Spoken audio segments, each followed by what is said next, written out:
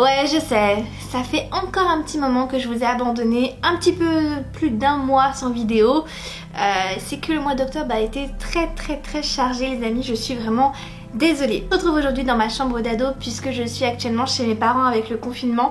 Je suis vite allée dans le sud les rejoindre pour pas passer le confinement toute seule sur Paris. Et donc du coup ça explique ce changement de décor que vous voyez derrière moi, c'est mon lit, voilà. Il n'y a pas de bibliothèque derrière moi et il n'y en aura pas pendant un petit moment, le temps que je reste en confinement en fait chez mes parents. À l'heure où je vous tourne cette vidéo il est tard, hein, il est 22h30, d'où le fait qu'il n'y ait pas de lumière de jour, donc vous allez certainement me voir orange, et le fait aussi que je ne suis pas du tout apprêtée, je suis en pyjama, pas coiffée, enfin j'ai fait une tresse à la va-vite et voilà. Parce que j'avais très envie en fait de faire un update lecture, j'ai envie de mettre à jour sur la chaîne parce que ça craint du boudin les updates lecture, j'ai laissé à l'abandon, genre loin, très loin de la chaîne. Et maintenant il m'appelle parce que je fais de tellement bonnes lectures ces derniers temps là, ces dernières semaines. J'ai trop envie de vous en parler mais j'ai honte parce que j'ai trop de lectures qui attendent en fait d'avant. Donc il faut vraiment que je me mette à jour, c'est pour ça qu'on va faire ce petit update lecture. Alors il y en aura plusieurs parce que j'ai 21 livres à rattraper. Vous vous doutez bien qu'on va pas parler de 21 livres aujourd'hui, c'est impossible, mais on va essayer un petit peu de combler ce manque. Donc vous allez avoir plusieurs updates lecture qui vont être postés dans les semaines à venir avec d'autres vidéos bien évidemment. Et ben on commence parce qu'il y a beaucoup de boulot les gars. On s'était quitté en juin dernier et j'étais en train de lire cette fois peut-être de Cassie West, qui est une petite romance jeunesse, enfin young adulte, ma foi mignonne. J'avais envie de lire ce roman à l'époque puisque c'était vraiment dans le thème, on était au mois de juin et c'était une romance qui me plaisait, qui avait l'air hyper fraîche. On va suivre Sophie qui est une étudiante qui travaille pour la fleuriste du coin, enfin dans sa ville. Alors tout se passe bien pour elle, elle fait ce job à côté de son école pour se payer ses études plus tard etc. et pour partir de sa petite ville natale. Et puis un jour arrive Andrew.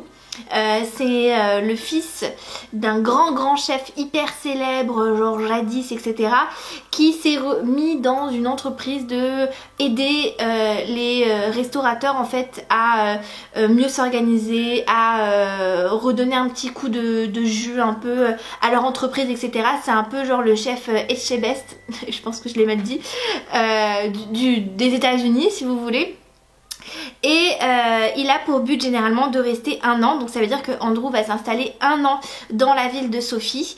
Et en fait leur première rencontre ça va être très chaotique, ils vont pas du tout s'entendre, ça va pas du tout le faire et ils vont être obligés en fait d'être constamment ensemble puisque vu que elle travaille pour la fleuriste du coin et que lui il est en train d'aider le seul traiteur de la ville à ne pas se noyer, du coup ils vont faire que des événements ensemble et du coup on va les suivre sur une année complète. Donc dès le début du roman ça se passe pas très bien et puis petit à petit en fait ils vont finir par être amis. Alors on les suit pas du tout sur 1 an, c'est-à-dire que c'est vraiment, enfin on les suit sur 1 an mais vraiment à espace grand espace, c'est-à-dire que on peut passer de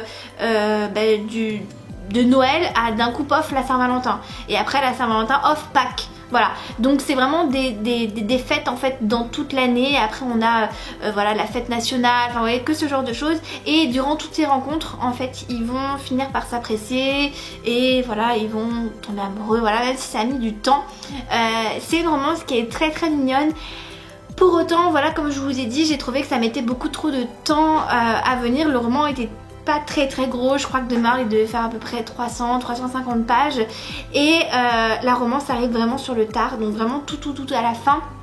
Et j'ai trouvé ça dommage parce que finalement moi j'attendais qu'une chose, c'est qu'il y ait c'est justement ce petit déclic, cette petite étincelle entre les personnages et c'est pas venu tout de suite malheureusement. Après j'ai trouvé quand même le livre très atypique et très original et c'est pour ça que j'ai quand même pris plaisir à aller jusqu'au bout de cette histoire. J'ai ensuite lu Maîtresse de tous les mots de Serena Valentino, c'est le tome 4 de sa saga sur les réécritures de contes de fées produits, enfin publié chez Hachette Heroes. Alors pour ce roman là, ça n'a pas été une très bonne lecture comme le tome 3 sur Ursula. Je vous en avais parlé dans un précédent update de lecture. Je suis très déçue de la saga. En fait le tome 1 et le tome 2 étaient excellents et à partir du tome 3 pour moi c'est un peu la déception. Donc du coup maintenant il me reste le tome 5 qui va être sur Gothel et j'ai un petit peu peur de lire parce que Réponse c'est mon Disney préféré. Je sais pas trop à quoi m'attendre. J'ai peur d'être déçue, donc c'est vrai que je l'ai mis de côté dans ma palle alors que j'étais quand même très pressée de le lire. Donc très déçue pour le moment de cette saga, mais il faudrait vraiment que je la termine. Ensuite j'ai lu aussi Donne-moi ton cœur, le tome 2 de Sarah Wolf. Alors c'est un univers que j'aime beaucoup. Il me semble que je vous ai déjà parlé du tome 1 aussi dans un précédent update lecture, donc je vais essayer de vous le retrouver pour que vous puissiez avoir mon avis. À l'époque j'avais bien évidemment adoré ce premier tome, cette ébauche en fait d'univers qui me plaisait beaucoup. Je trouve que le fantasy réussit vraiment bien à Sarah Wolf. Alors bon, moi après je suis pas vraiment objective parce que j'adore Sarah Wolf, j'adore tous les romans qu'elle fait et j'ai eu qu'une seule exception dans tous les romans qu'elle a écrits. C'est pour vous dire. Donc c'est une autrice qui m'inspire beaucoup, j'aime beaucoup sa personnalité, j'aime beaucoup ce qu'elle met dans ses romans et je me retrouve beaucoup dans les héroïnes qu'elle fait à chaque fois. Toutes ces héroïnes par contre se ressemblent quasiment toutes. C'est toutes des filles avec un bon caractère, un fort caractère, avec de l'humour, qui ne se laissent pas faire, qui sont très féministes et ça me fait beaucoup rire. Elle se retrouve toujours dans des situations rocambolesques, enfin vraiment c'est un truc de fou. Et Zéra ne fait pas exception à la règle, elle a toujours des choses qui lui arrivent et dans ce tome 2 je trouve que c'est mieux exploité au niveau de l'univers, pas forcément entre les liens des personnages puisque voilà, on est dans une saga donc forcément ça prend du temps, mais j'étais frustrée tout le long du roman. Voilà, je vais pas exposer le pourquoi du comment parce que j'ai pas envie de vous spoiler, mais voilà, j'étais très frustrée et j'avais vraiment hâte en fait d'avancer et j'ai trouvé que les révélations qui étaient faites à la fin du tome 1 ont été très bien exploitées durant tout le tome 2. Voilà, donc j'ai hâte maintenant de continuer cette saga. J'avais eu beaucoup de mal à me remettre dans la saga en fait quand j'étais au début du tome 2. Je me souvenais de rien, c'était catastrophique. Heureusement certaines d'entre vous sont venues m'aider, dont Louise d'ailleurs de la chaîne Reste à vie un lecteur, pour me faire des résumés. Encore merci à vous d'avoir pris le temps de faire ça pour moi parce que vraiment c'était chaotique et il n'y avait pas du tout le résumé sur Sumaris Book, donc chaotique, mais j'ai pu m'en sortir. J'ai ensuite lu le tome 3 de Heartstopper de Alice Oseman.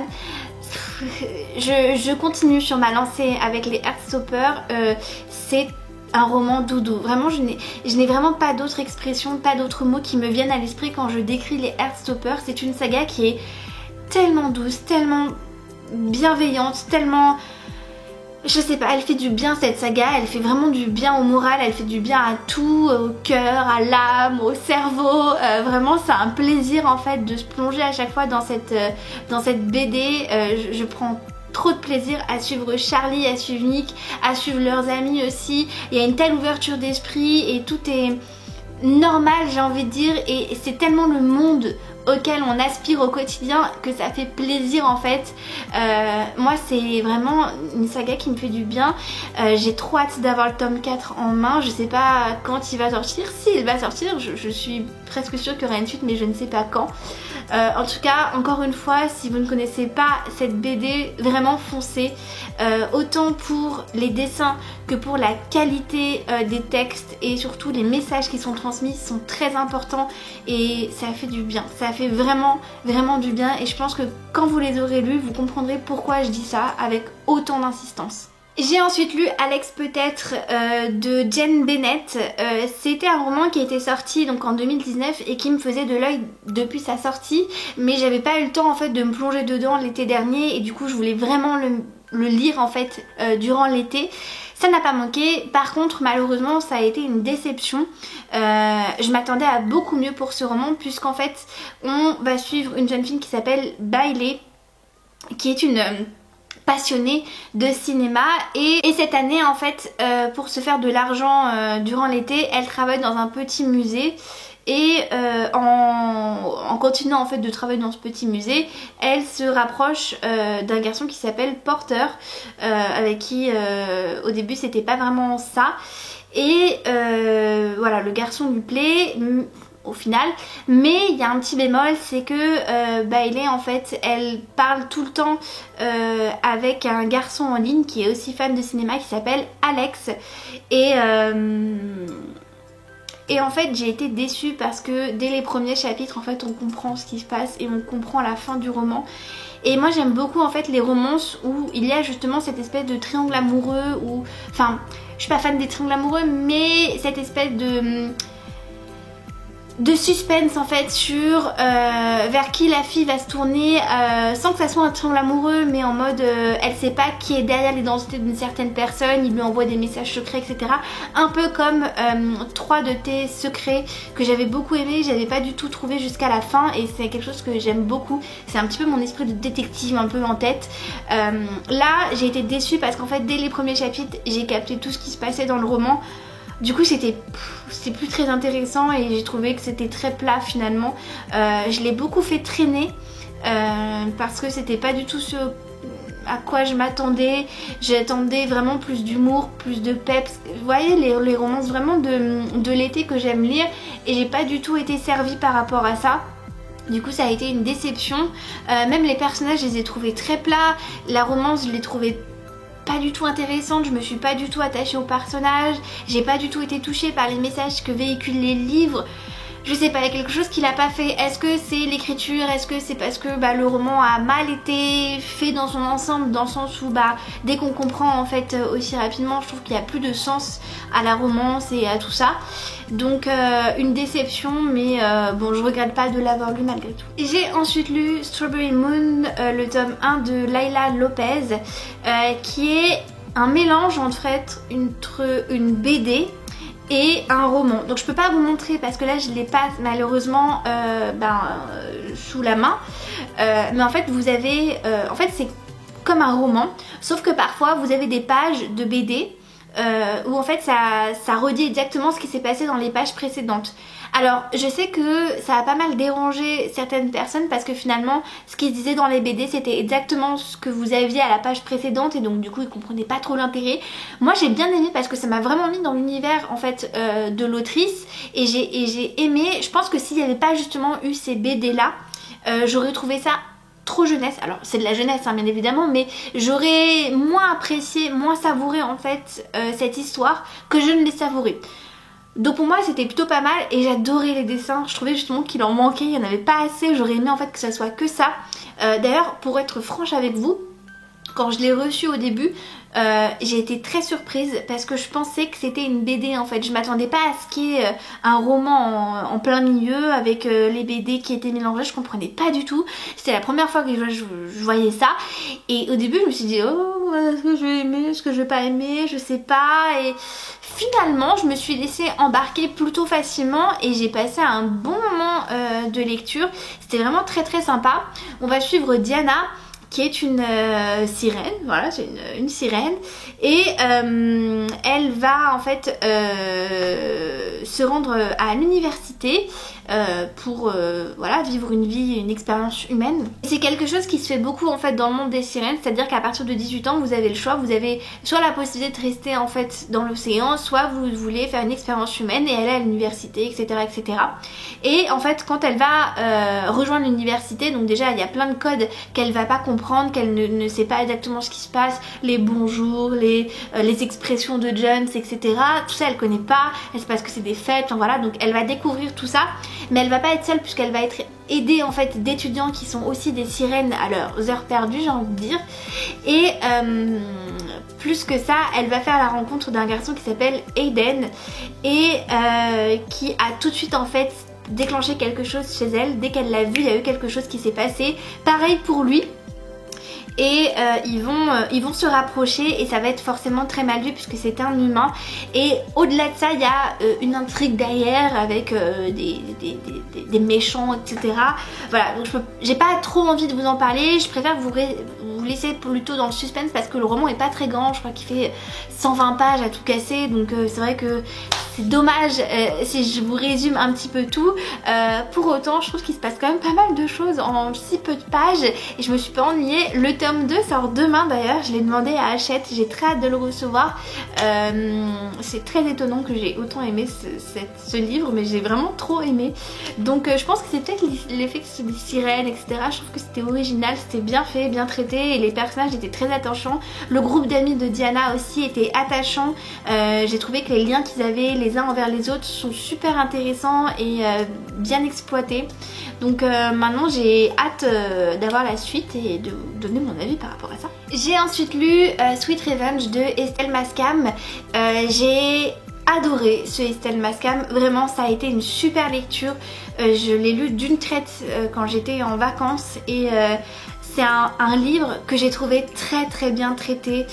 J'avais vraiment peur que ça soit maladroit et que ça ne soit pas juste, mais je trouve que Estelle Mascam a justement trouvé un très bon équilibre dans les messages qu'elle a véhiculés par rapport à ce roman et je l'ai trouvé vraiment top. Donc on va suivre une jeune femme qui s'appelle Vanessa et qui a été victime de porn revenge. Donc malheureusement c'est quelque chose qui arrive, qui peut arriver en tout cas, qui est très courant aussi. C'est quand en fait une jeune femme, en gros une jeune femme ou un jeune homme, en gros quand votre ex ou quelqu'un avec qui vous avez une relation de confiance ou autre dévoile des clichés intimes de vous ou des vidéos de vous très intimes au reste du monde. Ce qui s'est passé pour Vanessa et donc du coup au lycée pour elle ça va être très compliqué.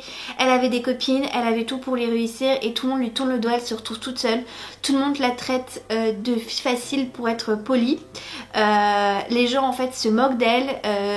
Tous les gens en fait, elle se rend compte que tous les gens qui étaient là avant pour elle, qu'elle croyait qui étaient ses amis, etc. et ben en fait ils se détournent d'elle et ça lui fait super mal et en fait elle se retrouve tellement seule qu'il ne lui reste plus qu'une chose, c'est la vengeance.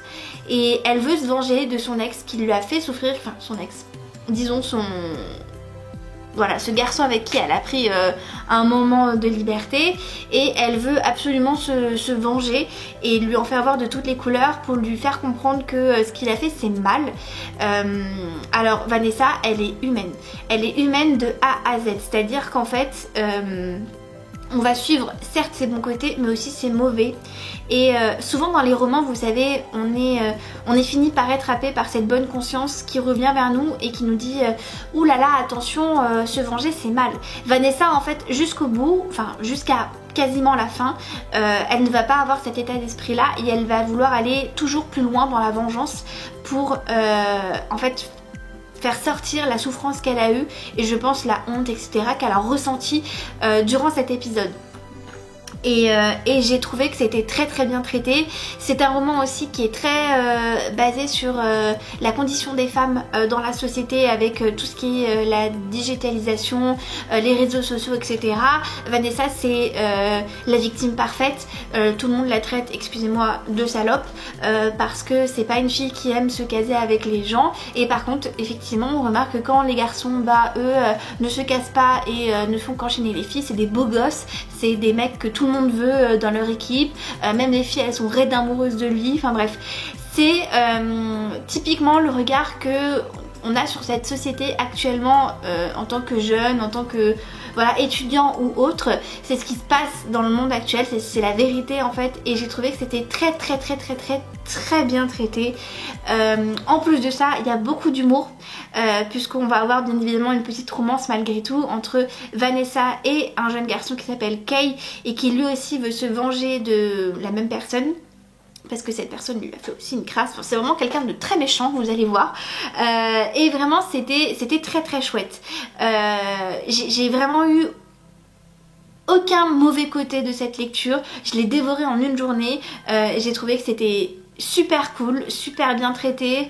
Je me suis pas sentie mal à l'aise en le disant. Je me suis pas dit ça c'est traité de manière voilà. pas du tout, au contraire j'ai trouvé que c'était bien et je trouve que pour une autrice aussi jeune ça promet de grandes choses. Voilà, moi j'avais adoré de toute manière la saga d'Emily, alors on aime ou on n'aime pas, après c'était sa première saga, maintenant les choses ont quand même bien évolué, sa plume a évolué aussi, c'était très addictif et vraiment je vous recommande ce livre si vous voulez découvrir Estelle Mascam sans passer par d'Emily, laissez-vous tenter par celui-là parce que franchement vraiment top. On va finir par un dernier livre qui a été un énorme coup de cœur cet été. Après j'ai eu quand même de très belles lectures cet été, mais vraiment ce livre là il a fait une énorme différence pour moi. Je l'ai trouvé magnifique. Il s'agit de L'Oiseau et la Lame de Megan Bannon qui était un one shot, déjà je tiens à le dire direct, voilà, comme ça annonce la couleur. C'est un livre que malheureusement je n'ai pas beaucoup vu sur les réseaux sociaux. Moi je l'avais eu dans une box qui n'existe plus, qui s'appelait à l'époque la 1001 livres box, et je l'avais mis de côté, mais en voyant quelques petits avis quand même passer de temps à autre parce que je suis quand même beaucoup de monde je m'étais dit il faut vraiment que je le lise, surtout que je l'avais vu passer en VO parce que la couverture n'est pas du tout la même. Cette couverture que vous voyez là, moi je trouve qu'elle fait quand même très jeunesse, et c'est pas du tout très jeunesse, c'est vraiment du young adulte pur, dur et simple.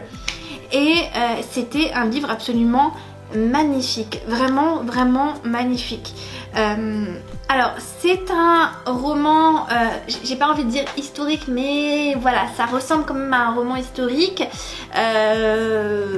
Ça se passe en fait dans l'Asie, pas antique, mais en tout cas voilà, il y a très longtemps, quand c'était l'empire mongol en fait qui était sur toute l'Asie et qui ne faisait que s'accaparer de plus de territoires. On est en plein dans cette période là, je crois que c'est 1250, 1280, 1300, quelque chose comme ça par là. Donc on peut dire que c'est un roman historique, mais voilà, après il n'y a pas tout ce qui a été dit dans le roman est vrai sauf les personnages et l'histoire, ça a été inventé par l'autrice, mais après toutes les expressions, tous les comment je pourrais dire ça, tous les éléments historiques qu'elle a repris ont existé. Comment ça se passait en guerre, dans quelles conditions ils vivaient, etc. Tout ça est vrai, elle l'a dit à la fin de son roman. Elle a d'ailleurs fait beaucoup de recherches pour son roman et ça se voit. Moi je l'ai trouvé très complet, après je m'y connais pas du tout, hein, vous vous en doutez, mais je l'ai trouvé vraiment génial. On va suivre une esclave qui s'appelle Jin Hua. Je sais pas du tout si elle a dit comme ça, mais moi je le dis comme ça, Jin. Qui est esclave pour un Khan, donc en fait c'est un chef de tribu si vous voulez, qui est sous les ordres de l'empereur. Je me souviens plus très bien, mais je crois que c'est quelque chose comme ça. Bref, en tout cas c'est un chef de tribu, et en fait un jour le Khan où ils sont, je crois que c'est le Kana, en fait en gros c'est leur ville, va être assiégée et attaquée sans raison valable, et le chef qui est le Khan va s'enfuir avec son fils qui est un prince et qui s'appelle Kalaf. Et ils vont s'enfuir en fait en laissant tout derrière eux. Ils vont devoir traverser les routes, ils vont devoir fuir les cavaliers qui les ont attaqués, etc. Et en fait Jin, si elle a fui avec eux en ne les abandonnant pas, c'est parce qu'elle a une dette envers le prince puisqu'il lui a sauvé la vie sans vraiment le savoir, parce qu'il a juste fait preuve de générosité, et donc du coup vu qu'elle a une dette elle reste avec eux. Mais Jin a sa propre histoire, hein. De base elle est pas née esclave, elle est devenue esclave puisqu'avec les guerres en fait elle a été, vous savez, elle a été kidnappée et après elle est devenue esclave, enfin, voilà, c'était un trophée de guerre plus ou moins. Et j'arriverai pas à vous expliquer, mais il va se passer tellement de choses en fait. On va les suivre sur la route, on va les suivre durant leurs péripéties, etc.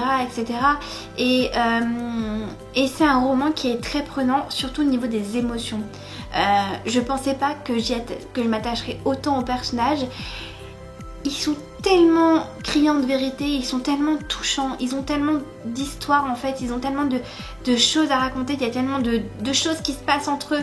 Vraiment c'est un roman magnifique qui est très bien traité, qui m'a fait pleurer à la fin parce que je m'attendais pas du tout à cette fin. Et voilà, c'était magnifique. C'était un roman magnifique avec une héroïne qu'on suit qui est forte, indépendante, qui est courageuse, même si c'est dur d'être courageuse parce que elle l'a pas toujours été. On suit des flashbacks de comment elle était avant dans sa vie, qui elle était dans sa vie avant, etc. etc. Et elle n'était pas courageuse avant, elle est devenue, ça a été dur pour elle, elle avait peur de plein de choses, et au fur et à mesure du roman, on la voit qui grandit, qui mûrit, qui devient une femme incroyable, sous la bonne influence aussi de Calaf, qui aussi change par rapport à elle, parce que lui c'est pareil, c'est très différent aussi d'elle, ils sont différents mais ils ont des points communs, enfin bon bref, c'est tout un truc. Ce roman est magnifique, vraiment il est hyper haletant, c'est-à-dire que moi jusqu'à la fin je savais pas comment ça allait se terminer. En fait on a une scène au début du roman, et en fait c'est pas la fin mais c'est une scène avant la fin, et on est là, on est oh mais mon dieu et tout, et en fait tout le roman découle et ça nous explique comment on en est arrivé là, pourquoi on en est arrivé là, et vraiment il était incroyable, il prend aux tripes, il prend au cœur. Moi il m'a hanté pendant de longues semaines ce roman là, parce que vraiment je l'avais en tête et tout, j'y repensais. Je vais le garder ce livre, je le relirai dans plusieurs années certainement, parce que il m'a marqué d'une très bonne façon après, voilà. Mais il m'a marqué et je l'ai adoré, et je ne peux que vous le recommander. J'ai pas envie de rentrer dans les détails parce que c'est très compliqué déjà, et parce que voilà, il y a tellement de choses à découvrir, tellement de choses intéressantes, incroyables dedans. Voilà, c'est un livre d'aventure, c'est un livre qui suit des personnages incroyables, et vraiment je vous recommande de le lire, de foncer le lire et de ne pas hésiter. Bon, on va arrêter là pour cette première partie de mon update lecture. Je trouve que c'est pas mal, hein. On doit être à peu près à 30 minutes de vidéo, donc je pense que c'est bien. J'espère que cette update lecture vous a plu, ça me fait trop plaisir de vous revoir un petit peu en vidéo. J'ai plein d'idées là pour la chaîne, d'autres petites trucs, voilà, petite information, vu que vous êtes resté jusqu'à la fin, je vous dis les petits machins. Je pense que je posterai quand j'ai envie de poster, c'est-à-dire qu'avant je me mettais beaucoup de pression pour poster le vendredi et j'y arrivais pas, voilà, c'était un peu compliqué. C'est bien d'avoir un rythme, je suis tout à fait d'accord, mais j'aime bien poster quand j'ai envie aussi. Si je veux poster 2 vidéos, je poste 2 vidéos, si je veux poster une vidéo, je poste une vidéo, si je veux pas en poster certaines semaines, j'en posterai pas, et je pense que ça sera très bien comme ça m'évitera de me forcer, de me faire des blocages, et voilà. Et voilà les gars, du coup je vous fais de très gros bisous, j'espère que cette vidéo vous a plu. Si c'est le cas, n'oubliez pas hein, le petit pouce en l'air, là, le petit pouce bleu.